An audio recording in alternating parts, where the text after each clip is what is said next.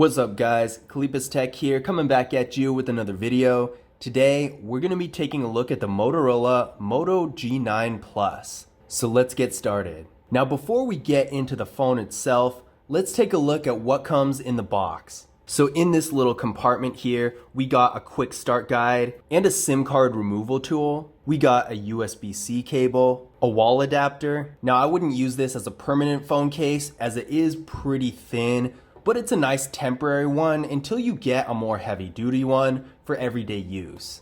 And now, getting into the phone itself, the Motorola Moto G9 Plus has a 6.81-inch LTPS IPS LCD display with a resolution of 1080p, a PPI of 386, an aspect ratio of 20:9, and a screen-to-body ratio of 84.3%. We got a hole punch here for the front-facing camera that looks really nice. I do have the brightness at 100% right now, and I would say it looks really good. I definitely appreciate this being a 1080p display. And the size is really good too. This is about the same size display as a phone like the Samsung Galaxy A72, and I do consider those to be on the larger side. So definitely if you're doing anything related to content consumption, whether it's gaming, reading, viewing photos, streaming videos, any of that stuff is going to be better on a larger screen. Now as a byproduct of having such a large display, the drawback is it is a little bit on the bigger side. And as far as the overall design goes, although it's not too bulky in my opinion,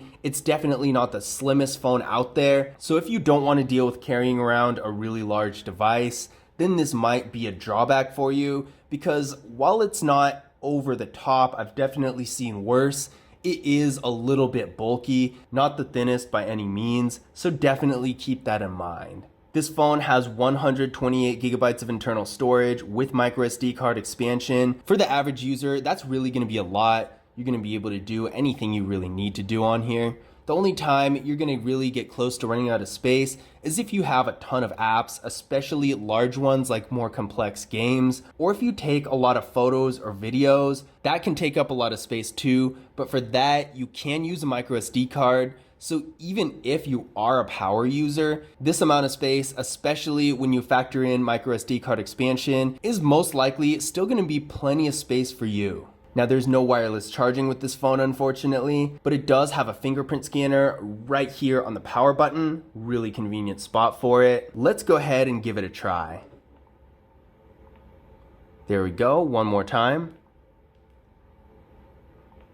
And there we go, as you can see, it's really fast and responsive, no problems there. But as far as security goes, one thing that I don't particularly care for about this phone is that there's no face unlock. The reason this is a drawback for this phone isn't so much that I favor face unlock that much. It does have a fingerprint scanner, so it's still going to be fine. But a lot of other phones in this price range and below do have face unlock, so it is at a disadvantage when we consider the competition. That being said, the fingerprint scanner is in such a nice location. Being on the power button, you're usually going to be pressing the power button to wake up your screen anyway, so having it unlock is going to allow you to skip a step and unlock your phone even faster. In addition to the 16 megapixel front-facing camera, we have a quad camera setup here on the back with a 64 megapixel rear camera, an 8 megapixel ultra-wide camera, a 2 megapixel depth sensing camera, and a 2 megapixel macro camera. So not bad at all, especially with the ultra-wide camera. Typically, I've seen ultra-wide cameras around 5 megapixels or less, especially in this price range. So that is pretty impressive. And then of course, having a depth sensing camera for portrait mode is nice too. So this is a photo taken with the rear camera of the phone. As you can see, it is really high quality. The colors are bright, the details are sharp. I really have no complaints about this photo. It just goes to show that if you're looking for a device to take really high quality photos with, whether it's for casual purposes like social media, or for more business oriented purposes like a website or something like that, no matter what the situation is, this camera is going to be able to fit most needs perfectly fine. And I think it's a real good deal, especially for a phone in this price range. This is really not a very expensive phone for the quality of these pictures. This is a photo taken by the ultra wide camera. I really like this ultra wide camera a lot. It's decently wide and there's no distortion around the edges or anything like that, like you might normally see in these more mid-level phones. Here's a picture taken by the macro camera. Now, I'm not personally a big macro camera user myself, but I do think this picture looks pretty good. For videos, this phone can shoot in qualities up to 4K in the rear camera and 1080p in the front, so not bad at all. If you are looking for a phone that can shoot videos on a more professional level, but don't want to deal with the prices of the flagship phones, then this is definitely a solid option because the video quality you're going to get from this is really good.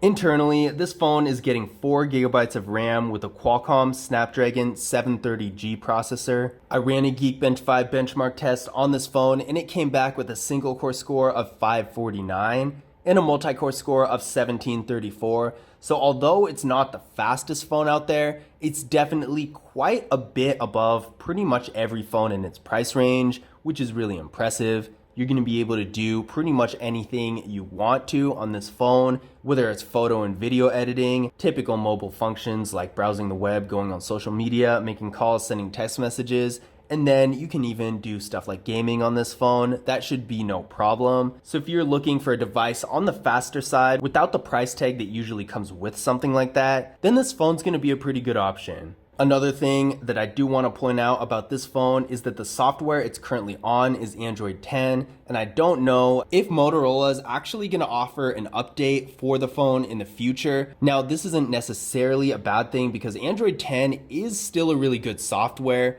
but if you do prefer to have the latest version of Android as soon as it comes out, then you might want to look at something else. Because as of right now, the phone is on Android 10 and I'm not sure when that's going to change, if at all. For the battery, this phone has a 5,000 milliamp hour battery that supports 30-watt fast charging, so there's really no downside to this. Not only is it one of the biggest batteries you can get, but it also supports fast charging, so you're going to be able to charge your phone up a lot faster. If you're on the go and have to use your phone a lot and might not have a lot of time to charge up your phone all the time, the fast charging is really going to help out. Now that we've gone over some of the specs of the phone, let's take a closer look at the hardware.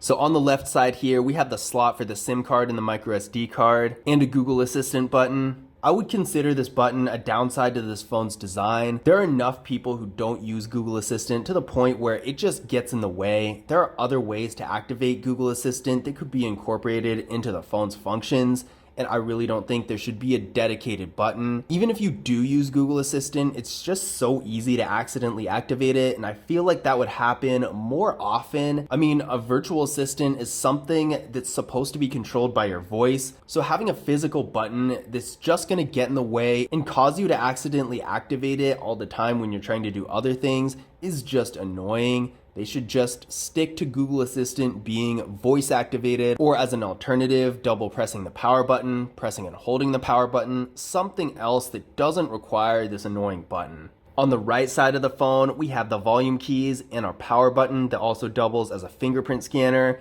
That, in contrast to the other side of the phone, is a really neat thing about this phone's design. I really like the fingerprint scanners that are just on the power button. I think that's really convenient. On the top here, we have the noise canceling microphone and a 3.5mm headphone jack. On the bottom, we have the microphone, a USB-C charging port, and the speaker.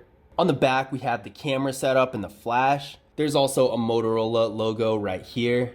The back is made of a more glossy material that does pick up fingerprints fairly easily. It's a really reflective surface as well. Even though the fingerprint part is a bit of a downside, I do still like the look of the overall design. So in conclusion, my final thoughts about this phone, I like pretty much everything about it. It has a really fast processor, a super nice display, a really good camera, lots of storage, and a lot of nice features. It really has the vibe and feel of a high-end device without the price tag. I would say the only real drawbacks to it are the Google Assistant button, of course, the fact that it doesn't have face unlock, being stuck on Android 10. Now that is a little subjective because you might be completely fine with it. I personally don't really mind it, but it is definitely a drawback all the same, especially if you are more concerned with having the latest version of Android. But that's really pretty much it. everything else about this phone is really nice. Now, if you are in the US, be aware that this is an international phone. So if you do want it, you will have to get it on the internet. You won't find it in stores. That being said, it is a really good phone regardless. It has a lot of nice features and great performance, while still being really affordable. But I hope you guys enjoyed the video. If you did, be sure to leave a thumbs up and subscribe, and I'll see you in the next one.